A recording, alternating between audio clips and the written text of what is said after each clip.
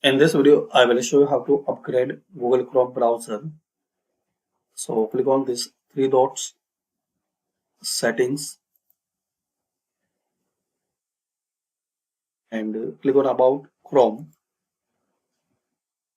and wait for a few seconds. If you updating and latest version is available, so you will see it will auto update your Chrome browser.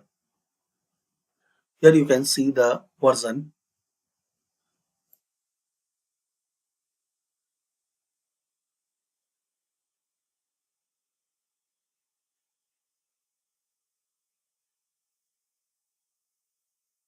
So wait for a few seconds.